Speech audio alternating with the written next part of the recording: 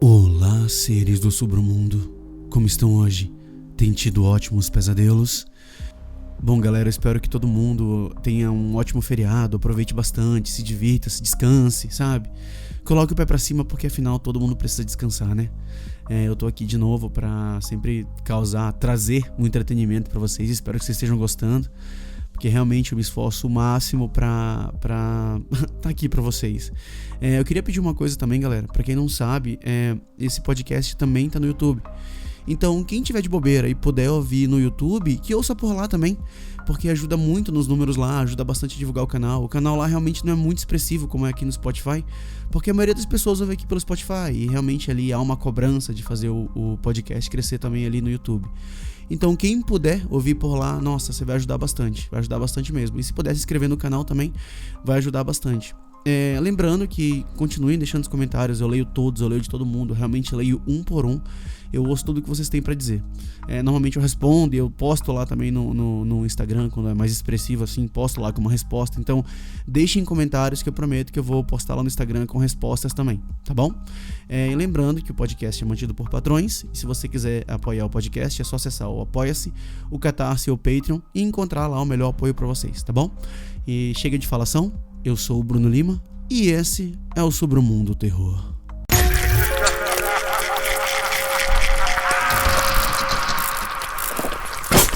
Sobre o Mundo Terror.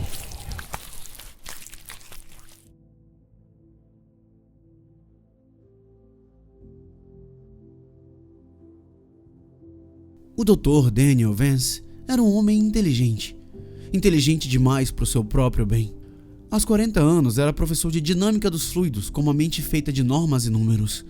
Ninguém sabe exatamente porquê, mas um dia por capricho ele resolveu fazer os cálculos sobre o apocalipse e chegou a uma conclusão preocupante. Ele nunca compartilhou exatamente o que deduziu, mas considerando que imediatamente pediu demissão do trabalho e liquidou todos os seus bens, é justo dizer que não foi algo positivo. Arrastada pelo turbilhão dessa mudança radical, estava sua esposa, uma estudante de doutorado de 24 anos, que havia se apaixonado por Daniel em algum tempo atrás. Ela amava aquele homem estranho, com jeito de urso que era tão capaz de construir uma cabana de madeira quanto de explicar as particularidades da órbita de um asteroide. Conversar com Daniel sempre deixava a impressão profunda de que ele estava certo. Então, quando ele disse o que queria fazer, ela só aceitou. 15 anos e 5 filhos depois, os Vance viviam nas florestas distantes, logo além da minha cidade natal. Eram enigmáticos, mas eram mais ricos que o Papa e extremamente sérios com seu estilo de vida preparacionista. Mas também eram divertidos, tranquilos e incrivelmente fascinantes de se conversar. Sobrevivencialistas maiores que a vida que apareciam na cidade com pedidos bizarros que empolgavam os comerciantes locais. Enormes quantidades de cimento, ferro, chumbo e aço eram enviadas pelas montanhas remotas para que os Vance pudessem construir o seu abrigo. Os métodos avançados que usavam para manter tudo em segredo se tornaram lendários. Daniel chegou a passar 6 meses tirando a licença necessária para dirigir caminhões pesados até o seu complexo, só para garantir que ninguém mais visse o que ele estava construindo. E, em uma ocasião, quando uma empresa recusou seu pedido por veículos sem rastreadores GPS, ele comprou a empresa inteira. Assim, eles não tiveram escolha. Por isso, quando eles pararam de aparecer na cidade durante a pandemia, quando os pedidos por comida e mercadoria cessaram e todo o contato foi interrompido, a maioria atribuiu isso ao isolamento social. Eles tinham um bunker e passaram a vida inteira treinando para serem autossuficientes diante do colapso da civilização. Até Alexander, o mais novo, com apenas 3 anos, já coletava lenha como tarefa e aprendia quais plantas da região eram comestíveis. A maioria de nós simplesmente assumiu que se alguém conseguisse enfrentar a Covid sem suar a camisa, seria os Vance. A realidade, no entanto, acabou sendo outra. Quando o pior veio à tona, descobrimos que Daniel usara a pandemia como justificativa para um teste prático. A família pretendia passar 6 meses em isolamento e, essencialmente, testar em versão beta seu bunker contra o apocalipse. 3 meses depois, o xerife recebeu um chamado de socorro no rádio. Coordenadas foram fornecidas pela voz sussurrada de uma criança chorando. A maioria supõe que fosse o Alexander, embora isso nunca tenha sido comprovado. A polícia chegou e encontrou o abrigo ainda lacrado. Demorou horas para que os socorristas conseguissem abrir a porta, enquanto tentavam, em vão, contatar quem estivesse lá dentro. Quando finalmente entraram, ficaram boquiabertos. Não havia ninguém para resgatar. Sem corpos, sem sobreviventes. Haviam indícios de que o mecanismo de trava da porta falhara, prendendo os Vance lá dentro sem saída. Mas caso fosse isso, para onde eles teriam ido? Camas e colchões espalhados por todo lado, com lençóis amarelados e apodrecendo, baldes próximos, todos manchados ao redor. Algumas portas estavam trancadas, outras destruídas em cacos. Haviam até sinais de quarentenas improvisadas e, em alguns pontos, vestígios de violência. A polícia, normalmente ávida fonte de boatos, permaneceu em silêncio até que a cidade exigiu explicações, e o xerife foi obrigado a apresentar apenas um esboço superficial dos fatos. Uma doença transmitida pela água atingira os Vance pouco tempo depois de ficarem trancados e impossibilitados de ajuda. Os rumores de contágio foram exagerados, inflamados pelo aumento de casos de Covid daquela época. Qualquer contaminante que tivesse matado os Vance era de origem não orgânica. Não havia motivo para pânico. Os familiares já haviam sido notificados. O bunker seria demolido e todos poderíamos deixar essa terrível tragédia para trás. Claro que ainda tínhamos perguntas, 1000 delas. Por que a família não pediu socorro? Eles tinham rádios, computadores, smartphones. Eram sobrevivencialistas, não Amish. E onde estavam os corpos? O que havia acontecido com eles? Por que simplesmente não haviam saído? Gritamos essas e outras questões na reunião da cidade, mas a polícia se recusou a comentar. Para a maioria de nós, o frisson durou mais 1 ou 2 semanas, até percebemos que não obteríamos respostas tão cedo. Além disso, a pandemia estava no auge e tínhamos preocupações mais urgentes. A trágica história acabou caindo no esquecimento, tornando-se apenas mais um episódio horrível na história da cidade, sobre o qual não se falava mais. Eu mesmo me culpo por tê-la esquecido. Jamais, porém, esperei encontrar aquele bunker perdido na mata. A fita policial amarela ainda pendurada na porta escancarada, marcas de queimado ao redor da fechadura. Ele se destacava na floresta como se alguém tivesse rasgado um buraco no próprio tecido da realidade. O breu interior tão profundo que doía olhar. A visão dele fez meu coração afundar no peito. Ele irradiava dor. Acho que alguma parte primitiva do meu cérebro captou detalhes que só se tornariam claros quando me aproximasse. As manchas de sangue nos sulcos da maçaneta, onde alguém havia arranhado freneticamente a fechadura sem sucesso. A pequena janela de observação estilhaçada com o martelo ainda largado ali perto. Bastou um relance para eu imaginar a família se revezando ali, gritando na escuridão, em busca de resgate. Em qualquer outra circunstância, teriam corrido para longe. Mas eu tinha ido até lá atrás do meu cachorro, e minha lanterna revelou pegadas molhadas de pata descendo pelo túnel de concreto empoeirado. Ripley é o tipo de cão que treme nos meus braços quando a tempestade açoita as janelas e precisa que segurem suas patas enquanto escovamos. Eu o amo. Não tenho muita família, nem esposa, nem muitos amigos, mas tenho Ripley. E não podia simplesmente voltar para o apartamento vazio onde teria de chorar minha perda até cair exausto. Assim como não poderia abrir meus braços e voar para longe. Ele era meu cão, e eu o criara desde filhote e não o deixaria sozinho naquela mata. Entrei no bunker atrás dele. Não sabia o que me esperava, mas tinha certeza de que não seria bom. Seja lá o que a polícia encontrara, mantiveram a maior parte dos detalhes macabros para si e ainda mentiram. O bunker não fora demolido, tampouco lacrado, na verdade pelos poucos luvas azuis de látex jogadas no chão e por 1 ou 2 lanternas policiais quebradas. Parecia que quem quer que tivesse saído dali, saiu com pressa. Tendo em vista que supostamente 7 pessoas haviam morrido lá dentro, imaginei que alguém deveria ter limpado tudo, mas o corredor estava praticamente intacto. Poucos metros adentro, rabiscos maníacos começaram a cobrir as paredes. Os riscos desesperados de um sobrevivente solitário, deixados para ser redescobertos como pinturas rupestres. A maioria eram reflexos sobre como sair dali. Diagramas, plantas baixas, equações e fórmulas, tudo focado na porta e nos circuitos responsáveis pela fechadura defeituosa. Instintivamente achei que fosse de Daniel e que ele havia sido o último a morrer. Que destino horrível para um homem ver a família inteira morrer em sua frente. E piorava. Aos poucos, aqueles cálculos e planos deram lugar a um risco desesperado. Sempre as mesmas poucas frases repetidas sem cessar. 5 portas, 5, não 6, 6, não deu tempo, 6 portas, 6. Parecia coisa de hospital psiquiátrico. Um delírio psicótico pontuado apenas por 6 parágrafos lá no fim. Cada letra estava impecavelmente alinhada e cada parágrafozinho era encimado por uma cruz cristã lindamente desenhada. Elliot Vance, 15 anos, guitarrista talentoso, gostava de meninos, embora achasse que eu não sabia. Eu o amava com tudo que eu tinha. Ele teria sido um grande homem. Alicia Vance, 14 anos, amava pintar e atirar, herdar a veia dura da mãe, teria sido útil no futuro. Elijah Vance, 8 anos, o mais esperto de todos nós. Aqueles eram os memoriais de Daniel para a família, E ver aquelas palavras iluminadas pela minha lanterna foi um vislumbre assombroso do desespero esmagador que ele suportara. Ele devia ter entendido que não teria chance de discursar nos funerais, nem de escrever seus obituários. Aquilo era seu último gesto desesperado para garantir que o mundo, um dia, os conheceria como ele os conhecera. Pessoas reais. Aquelas inscrições marcavam o fim do túnel, bem ao lado de uma escotilha no chão. Ela não estava aberta, mas o túnel terminava ali mesmo, e as pegadas do Ripley desapareciam diante da tampa. Temi que ele estivesse em perigo, mas parei e olhei para a porta do bunker a 20 metros atrás de mim. A floresta, antes tão sombria, parecia extraordinariamente clara, mesmo naquele dia nublado, com chuva miúda. Uma parte de mim sentiu que deixava o mundo inteiro para trás quando comecei a descer a escada de ferro.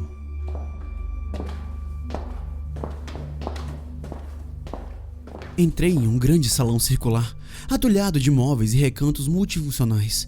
As paredes estavam repletas de camas dobráveis, mesas encaixáveis, cada centímetro aproveitado. Um espaço de jantar podia se tornar uma sala de estar, que por sua vez podia se transformar em dormitórios ou até em academia. Tudo dependia de qual móvel você desdobrasse, encaixasse ou despregasse. 7 pessoas tão próximas, sem privacidade suficiente, fazia sentido aquele uso sobreposto de cada centímetro. Mas ainda assim era um salão grande, maior que a maioria dos kitnets. Havia também corredores que mergulhavam mais fundo na terra, indicando que o bunker tinha níveis ocultos. Procurei qualquer sinal do meu cachorro e logo achei o rastro dele, mas quanto mais avançava, mais as pegadas molhadas se apagavam. Em poucos metros elas sumiram em direção a uma porta próxima. Eu quis ir atrás, mas me contive. Ripley dificilmente sairia de outro jeito, e eu não ajudaria se me machucasse. Decidi explorar antes e logo avistei a mesa de jantar. Se eu ainda duvidasse de que a polícia não se preocupou em limpar nada, ali estava a prova. Os pratos ainda estavam postos, a comida podre reduzida a uma crosta negra, um chapéu infantil sobre um dos lugares, um forro antes cor de creme, agora amarelo verdoso e doente. As cadeiras tinham reforços de madeira pregados nas costas, com longos sulcos onde se encaixava uma peça do tamanho exato de um prego. Em cada almofada, manchas fétidas que lembravam estranhamente o formato de nádegas. Toquei uma delas com luvas. O tecido estalou audivelmente. Manchas semelhantes cobriam talheres e pratos. Até na toalha havia digitais do mesmo material seco e amarronzado, que exalavam um mau cheiro de ferro queimado. A princípio, imaginei que fosse sangue, mas não fazia sentido, muito arrumado para vazar assim.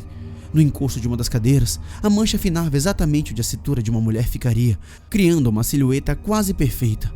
Arrepiei ao lembrar de que Miranda Vance sempre foi magra e me perguntei como deixar ali seu molde na lona cinza.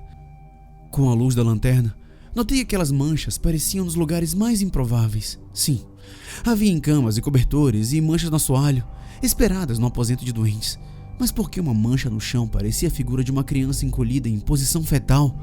E por que o mesmo resíduo manchava o controle da TV, livros na estante, jogos de tabuleiro, de almofadas de sofá, caixas de DVD e pilhas de roupas sujas? Tudo estava coberto pelo mesmo material seco, exalando um miasma metálico e repugnante. O quebra-cabeça foi o mais desconcertante. Alguém montara outra mesa com 4 cadeiras, todas adaptadas com aquele reforço atrás, e um quebra-cabeças ficara disposto em 4 montinhos, mas só um estava com peças faltando. Os outros pareciam intocados, como se alguém tivesse separado o jogo para 3 pessoas que jamais se interessaram por ele. Talvez Daniel tentasse manter o ânimo da família enquanto ficavam doentes. Deus me ajude, se fosse verdade, eu não conseguiria evitar imaginar o pobre homem sentado ali, tentando encorajar os entes queridos a encaixar suas peças enquanto eles se apagavam entre a lucidez e a inconsciência. Havia algo naquela sala que exalava loucura, e quanto mais eu ficava ali, girando o feixe da lanterna de um detalhe a outro, mais vontade tinha de sair. Uma porta apresentava vigas pregadas pelo meio, um sofá estava parcialmente desmontado, várias camas tinham sido queimadas e todas as lâmpadas haviam sido removidas e empilhadas numa caixa em cima do balcão da cozinha. Olhando para o teto, finalmente entendi por que a polícia estava tão certa de que os Vance não sobreviveram. Mesmo sem encontrar corpos, alguém enfiara um dedo humano num dos soquetes vazios, quase como se esperasse que ele brilhasse ao acionar o interruptor. O que havia nesse lugar que fez a polícia ir embora e nunca mais voltar? Nem para levar aquele dedo e testá-lo em busca de sinais de doença, ou ao menos para confirmar a quem ele pertencia. Decidi que era hora de me apressar e encontrar o meu cachorro. Pessoas haviam morrido ali, e embora eu não seja supersticioso, não posso ser o único cético que fez as contas na cabeça e percebeu que não custa nada respeitar fantasmas. Aquele bunker era apertado, aterrorizante, e o ar fedia tanto que comecei a me preocupar em adoecer também. Não adiantava em nada ficar ali parado, mas eu não ia simplesmente ir embora e deixar o Ripley apodrecer lá dentro. Não é como se ele conseguisse subir uma escada sozinho, mesmo eu não tendo certeza de como ele tinha descido ali em primeiro lugar. Reunindo a pouca coragem que me restava, gritei quebrando o silêncio. Algo que parecia um tabu terrível naquele lugar horrível como berrar num cemitério. Ripley!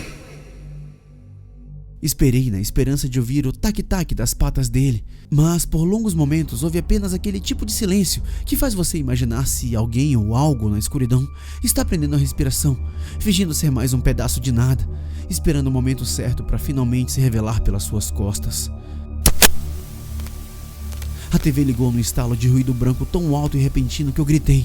Ergui os braços e quase caí para trás, em cima de um saco de dormir que parecera ter passado uma semana no esgoto. Quando percebi o que provocara o barulho, já ouvi a voz de Daniel Vance saindo do alto-falante com aquele tom abafado e metálico. Eu percebo qual é o problema aqui. Eu preciso enfatizar o quanto eu entendo pouco sobre qualquer coisa que... Franzi a testa para a tela enquanto me aproximava. Via-se uma imagem infravermelha esverdeada do bunker, com Daniel à frente e a mesa de jantar atrás dele. A resolução era granulada, mas dava para distinguir claramente a família sentada naquelas cadeiras. A Miranda foi a primeira a adoecer. Pensando bem, faz todo sentido. Ela costumava descer ao depósito para buscar comida, e nós a encontramos atrás de um dos refrigeradores. Então isso... Ah, merda! Uma das figuras ao fundo tombou sobre a mesa com um estrondo metálico, fazendo um prato rodopiar até o chão. Merda, merda, merda!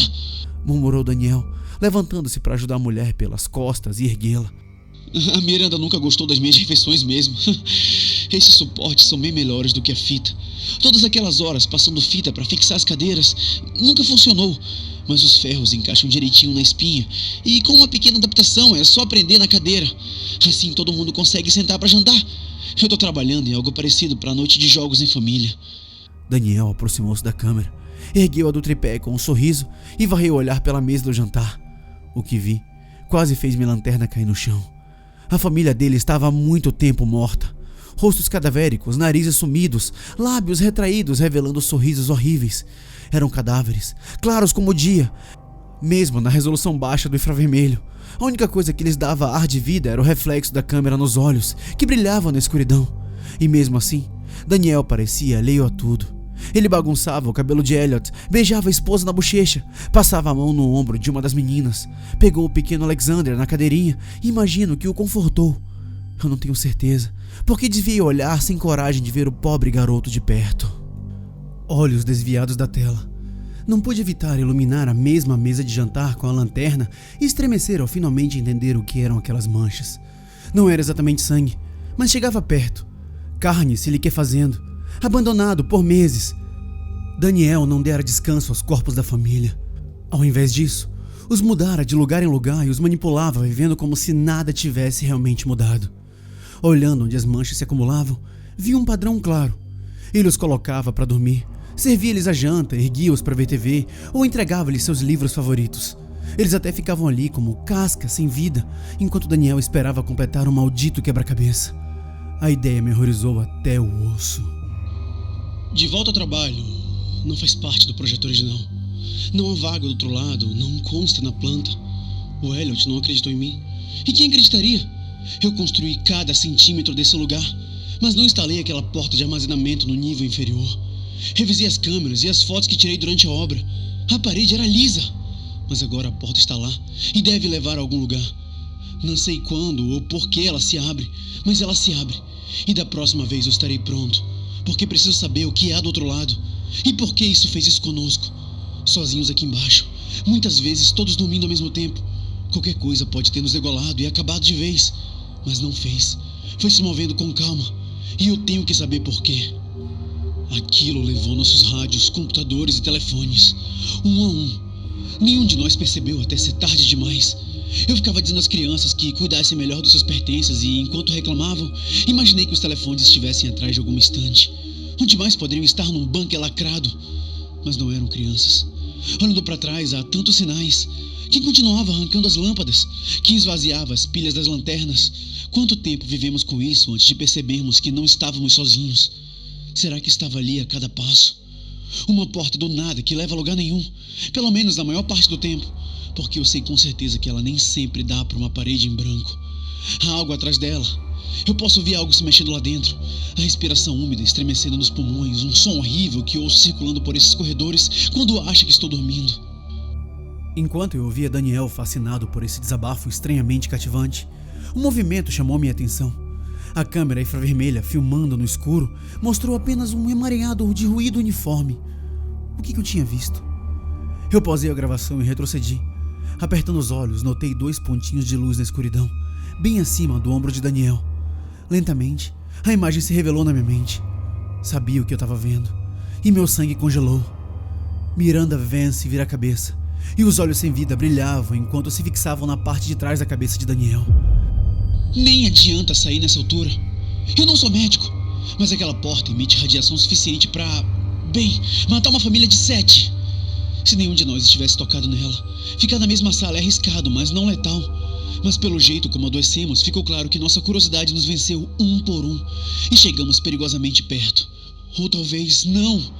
Talvez aquele do outro lado tenha atravessado e feito isso. Nem sei, merda! Pera, o que foi aquilo? Daniel se virou e a câmera parou de gravar.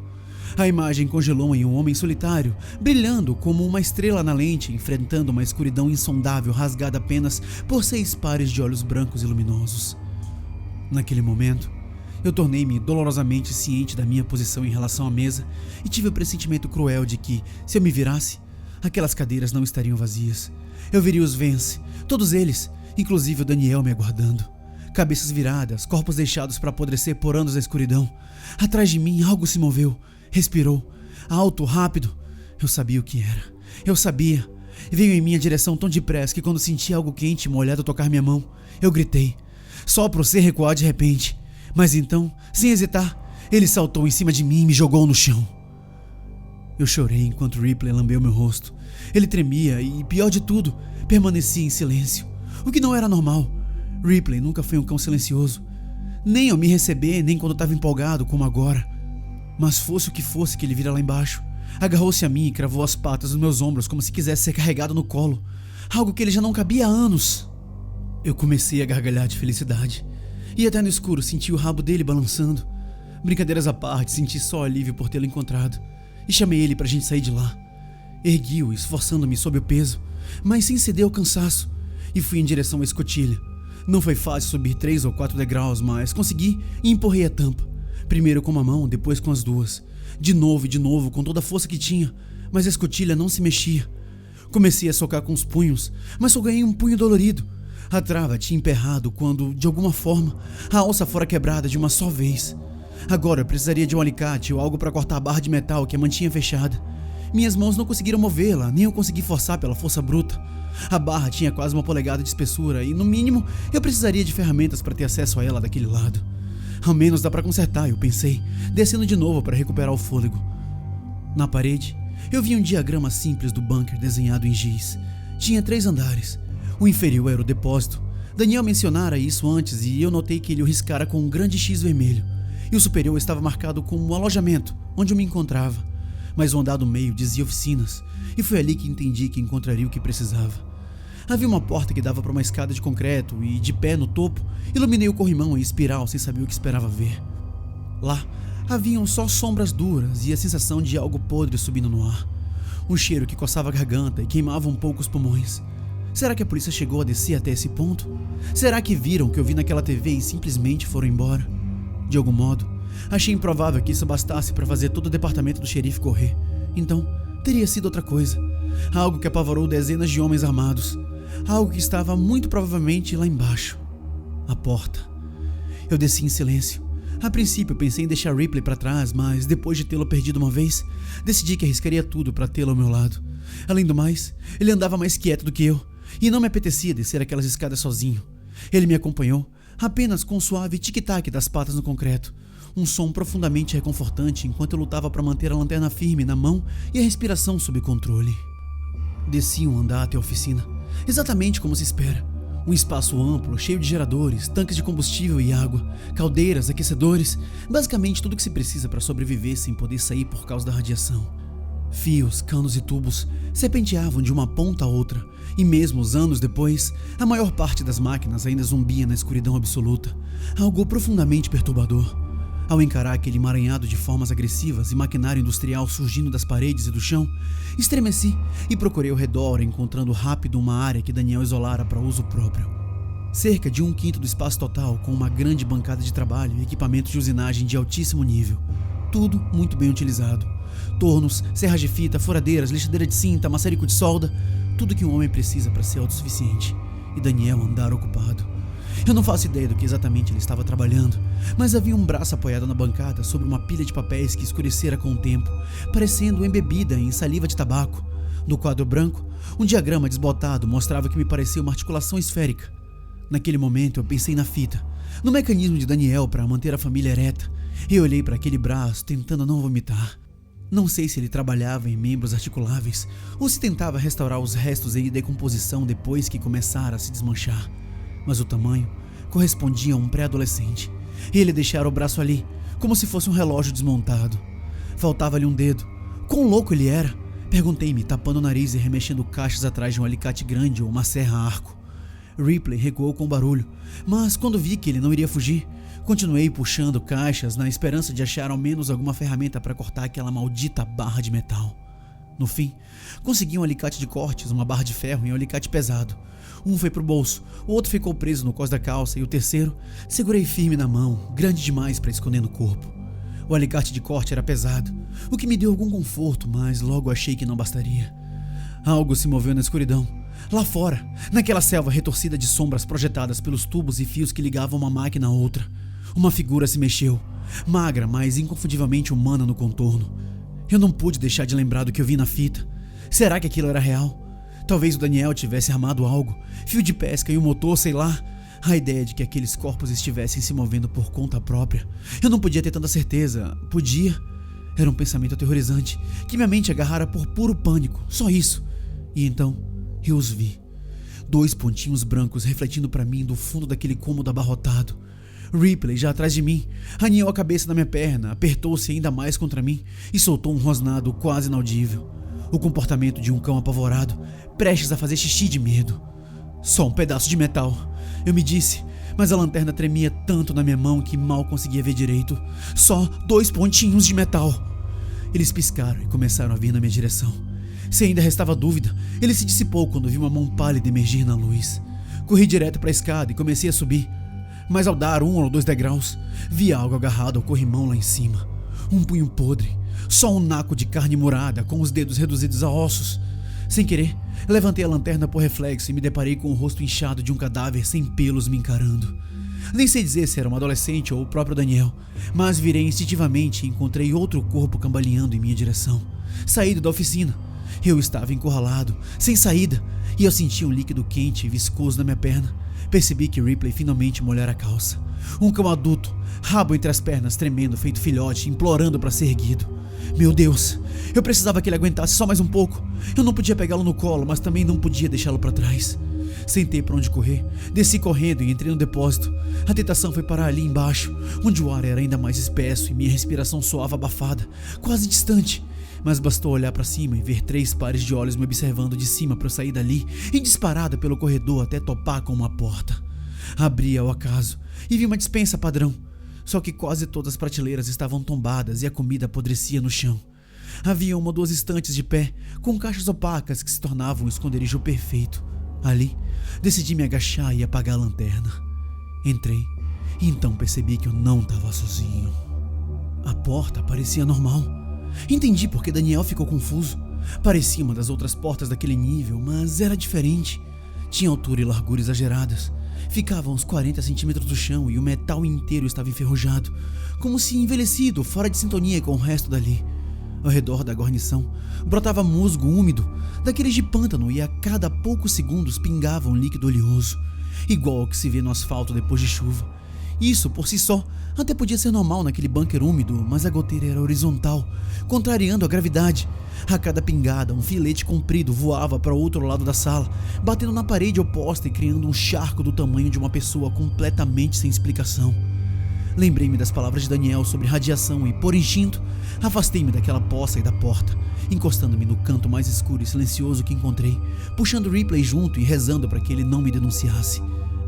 Ajoelhei-me ali, apaguei a lanterna e esperei. Tive certeza de ter me demorado demais. Nem 2 segundos depois, algumas figuras entraram na sala. Estava todo escuro, mas consegui ouvir que pelo menos 2 tinham me seguido. Fiquei imóvel, sem saber se vinham na minha direção ou se estavam de passagem, deixando que a sorte decidisse meu destino. Quando finalmente escutei algo arranhar a parede a menos de 1 metro de mim, desisti e liguei a lanterna, desesperado para ver o que se aproximava. O que vi foi aterrorizante. Daniel Vance estava a 6 centímetros do meu rosto. Sai! Ele rosnou, a boca estilhaçada e sem dentes. Um cadáver vivo como os outros, mas com um lampejo de inteligência naqueles olhos enormes e aterrorizados. Então, ouvi um rangido de porta. Sem pensar, virei a luz para a parede e vi a escotilha se abrir. E atrás do aço há muito não havia só concreto. Havia muito mais. Uma garganta pulsante de carne, um tubo muscular estriado, forrado de dentes do tamanho de mãos, uma espiral em direção à loucura. Um ar quente e podre invadiu o cômodo, me atingindo junto aos corpos em decomposição. Todos nós paralisados por aquilo que víamos, mesmo que a maioria deles já nem tivesse olhos para me enxergar. O que diabos é isso? Murmurei, incapaz de desviar os olhos do tubo vivo atrás da porta. Está vindo! Daniel sussurrou, agarrando-me pelo punho e me arremessando para fora da sala. Bati no chão e deslizei sobre um rastro de fluido deixados pelas pegadas dos Vance, o cheiro me revirando o estômago. Talvez o pior detalhe fosse o frio do líquido. Não sei porquê, eu esperava que fosse algo febrilmente quente, mas não era. Encharcou minha camisa como se eu tivesse caído numa poça de lama. Está vindo! A voz não era do Daniel. Não tenho certeza, mas parecia o sussurro de uma criança. Um a um, os corpos se aproximaram da porta aberta e se ajoelharam diante dele. Não sei dizer porquê, mas tive a impressão de que os outros haviam perdido de vez a sanidade. Mas Daniel permanecia lúcido. Ele olhou para mim mais uma vez e falou antes de encostar a testa no chão, em gesto de súplica. A única coisa que fizemos de errado foi estar aqui para que isso nos torturasse. Ele não precisava de motivo, só de oportunidade. Vá embora. Ele não vai nos deixar sair, nem nos deixará morrer. E se te pegar, também não vai te soltar. A testa encostada na poeira, Daniel se calou. Então, algo estendeu-se pela porta e agarrou sua cabeça na palma, como quem segura uma maçã. Em pânico total, corri, peguei meu cachorro e os cortadores de vergalhão e saí disparado, as pernas funcionando como pistões, ignorando exaustão e fadiga. Eu precisava sair dali. Precisava. A mão que segurara o Daniel. Aquela visão me esvaziou a mente, como um enema. Doía ver a imagem reprisada em minha cabeça, mas não havia nada mais ecoando a não ser os dedos com muitos nós e unhas longas. Cheguei ao andar de cima e quase desabei, sem ar, mas não podia ficar no chão. Engatinhei até a escada, subi e fui imediatamente trabalhar na barra de metal. Era o inferno com uma só mão, a outra segurando a lanterna que eu apontava freneticamente para a porta atrás de mim, e não demorou para eu escorregar e deixar cair minha única fonte de luz. Não, não, não! Eu sussurrei, mas não havia tempo para procurar. Precisava sair, precisava rápido. Não enxergava, mas tinha certeza de ouvir algo subindo aquelas escadas. Não um passo humano, mas um tic-tac acelerado, como de aranha. Algo com centenas de pés ou mãos, ou Deus sabe o que, correndo pelo chão, parede e teto, puxando-se com um corpo cuja mera forma seria uma ofensa a Deus. Usei toda a força para abrir os cortadores de vergalhão e finalmente a barra cedeu. Lancei a escotilha para cima e ganhei luz ambiente suficiente para ver Ripley no pé da escada, rosnando inutilmente para o vão. Agachei-me, o levantei e subi em disparada, a ponto de as pernas virarem gelatina lá no topo. Caí de joelhos, mas estava fora dali. O corredor longo, pichado de rabiscos, estendia-se à minha frente. No fim, a porta aberta sob o pálido clarão da lua cheia. Ripley não precisou de incentivo. Ele disparou o corredor abaixo com velocidade canina e eu segui engatinhando, tropeçando, até enxergar por trás da porta aberta e caí desamparado no chão da floresta. Por alguns segundos, oscilei entre a consciência e o desmaio. Mas quando ergui o rosto e vi o dossel acima de mim se movendo, os galhos recortados pela luz da lua cheia, despertei de vez, apenas para perceber algo agarrando meu tornozelo. A mão saíra das trevas e tinha me agarrado, arrastando-me lentamente de volta para a terra lá embaixo. Havia a maior parte do corpo escondida nas sombras além da porta, mas o punho que apertava minha perna tinha o tamanho do meu tronco e o braço parecia pertencer a um rato topeira. Desferi um soco, enterrei as unhas na carne, gritei e chutei, mas nada deteve. Lá dentro, algo que se assemelhava a um rosto sorria com satisfação. Retirava-me devagar, Tempo mais que suficiente para eu apreciar em minha mente o pesadelo que me esperava. Acho que naquele momento, se me dessem uma arma, eu teria disparado em mim mesmo. Deus me ajude, eu não suportava olhar nos olhos do Daniel quando ele se ajoelhara ali para adorar aquela coisa, sabendo que qualquer resquício de esperança, orgulho ou alegria estava tão distante que parecia um sonho. Quanto tempo aquilo me manteria lá embaixo? Quanto tempo ainda me manteria ali?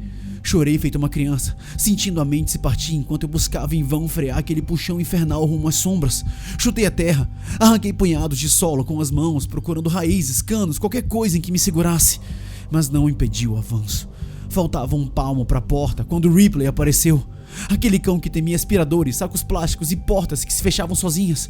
Aquele cão que enfrentou coelhos ferozes e nunca desistia, por menor que fosse. Um cão que não podia sequer assistir a filmes de terror comigo. Então, ele atacou aquele braço como um lobo, como se sempre tivera sido. Não abriu caminho pela pele, mas a pressão foi suficiente para enfraquecer o aperto e consegui deslizar minha perna para fora. Caído, ajoelhei-me e agarrei o Ripley e puxei com toda a força. E finalmente a criatura sangrou, quando seus dentes e mandíbulas penetraram a carne apodrecida. Juntos, Ripley e eu fomos libertos e nos arrastamos de volta, rolando colina abaixo. Não perdi tempo pensando. Abracei o cão ao meu peito e rastejei até perder a consciência. Talvez uns 500 metros adiante. Eu só permiti-me cair quando não vi mais a porta, estatelado no chão de bruços.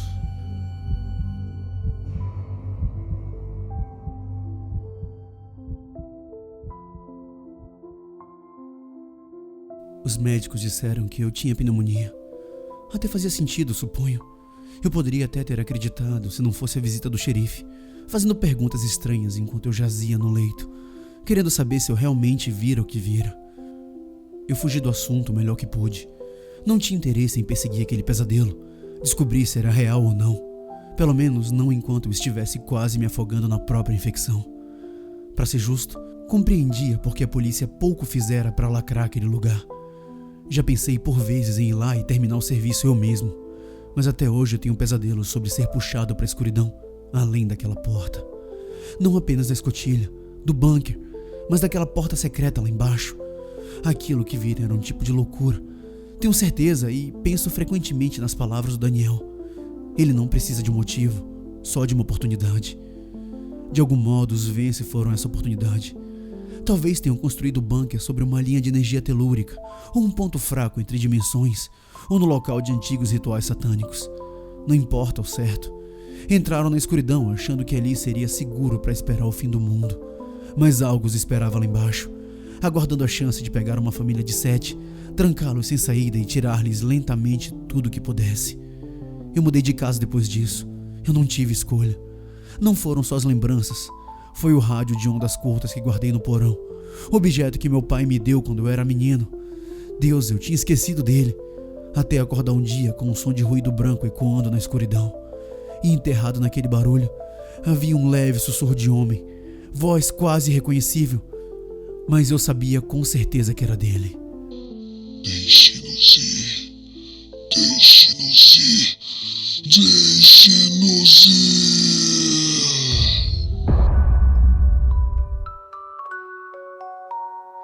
Seven hearts once beating sweet behind a bunker's cold concrete. The family safe from wars and land till fate unfound their firmament. Steel doors sealed tight, their solace key, but shadows whisper to debris. An ancient door no hands could make, and through it came their tender ache. Hush, my darling, close your eyes where echoes call from starlit skies. Fear not the change that binds their soul beneath the veil. They're whole, undying voices softly sing of timeless things the dark may bring. The love remains, though forms may twist, deep interdimensional mist. They watch the threshold shimmer wide as time bent in and space replied. A beauty raw, no